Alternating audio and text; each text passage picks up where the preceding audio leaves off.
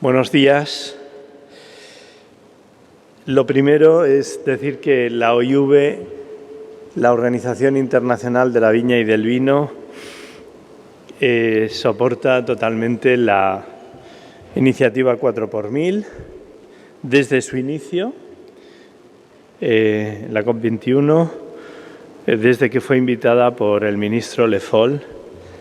¿Qué es la OIV? Es la Organización Internacional de 47 Estados miembros de la viña y del vino, donde están los países productores, pero también muchos países consumidores, como puedan ser Suecia, Noruega, etcétera.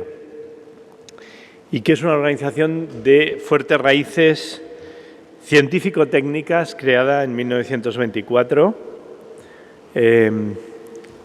como reacción a varias crisis, la crisis de la filoxera y posteriormente también por lo que hace un mes desgraciadamente celebrábamos, que es la enmienda número 18 a la Constitución americana, que se propuso prohibir las bebidas alcohólicas y que terminó pues volviendo a ser enmendada al cabo de 4 años. El sector del vino nunca ha sido negacionista. Los productores de viñedo, los productores de uva, han visto cómo a lo largo de los últimos 100, 150 años, que han mantenido registros, que han hecho sus vendimias, que han guardado muestras y han visto cómo pues, se adelantaban las vendimias, cómo cambiaban sus calendarios, cómo tenían que ir cambiando sus prácticas de cultivo debido al cambio climático. Y por esto pues tenemos la ventaja de no haber sido nunca negacionista y haber anticipado mucho el cambio climático. Yo a veces digo que el sector del vino viene a ser como este pájaro que llevaban en una jaula los mineros y cuando el pájaro pues dejaba de cantar pues tenían que salir corriendo. Esto es lo que ha sido el sector vitivinícola. Este sector tiene una estructura de producción y una cadena de valor muy fragmentada. Son millones de productores, miles de bodegas, y que esta atomización le caracteriza por tener una estructura económica muy vinculada al territorio y que no se puede deslocalizar. Además, el producto está elaborado por 4 elementos que le caracterizan y le segmentan mucho en precio. Hay vinos muy caros y vinos muy baratos. Y estos 4 elementos son el clima, que hemos visto que es mutable, el suelo, que depende del clima, pero ahora estamos viendo que el suelo también puede influir en el clima, el material vegetal, porque hay muchas variedades de viñedo, y el trabajo del hombre, sus normas y tradiciones. Son 4 elementos, 4 patas para producir vino y para caracterizarlo. Por tanto, para nosotros es fundamental el mantenimiento del suelo sano. Tenemos 7,4 millones de hectáreas, no son muchas, pero muchas fincas de viñedo tienen además monte, son fincas de cultivo más amplias. Pero lo que es muy interesante de esos 7,4 millones de hectáreas es que hay un 5% y a veces un 10%, según los países, de fuerte pendiente y de muchos problemas de erosión. Los mejores viñedos se producen en terrazas muchas veces. Entonces, y esto en ocasiones ha estado declarado Patrimonio de la Humanidad. ¿Qué hace la OIV? La OIV establece estándares de cultivo, estándares de producto, prácticas enológicas, normas de etiquetado, por ejemplo. Y estamos trabajando en varios proyectos en línea con la inspiración del 4x1000. Primero, las prácticas de cultivo.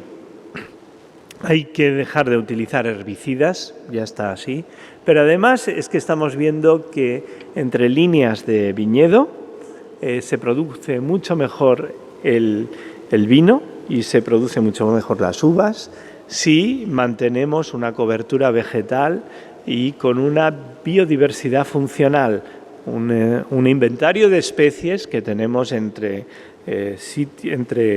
dentro del propio campo, que es muy interesante de conservar y de vigilar. Además, bueno, pues eso es aportación orgánica, naturalmente. La supresión de herbicidas no deja de ser algo costoso, pero en materia de labor, pero sin embargo el producto lo paga. Por otra parte, tenemos en la OIV estamos trabajando en la reducción de entrantes, no solamente de herbicidas, sino de pesticidas, de abonos, de elementos de lucha criptogámica. Hay que confesar que hay mucho espacio para la mejora. Tenemos algunos países que el viñedo solo representa el 1,5% del terreno agrícola y, sin embargo, el gasto y la aportación de esos productos es casi el 40% del gasto de la inversión y seguramente en volumen también de lo que es el gasto agrícola. Por tanto, hay mucho espacio para mejorar. También en los viñedos ecológicos, el vino bio produce un problema con las sales de cobre.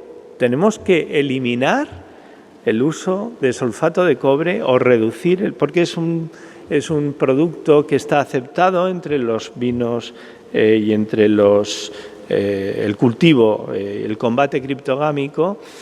Pues esto tenemos que buscar soluciones y estamos en ello. O sea que hay posibilidades de mejorar.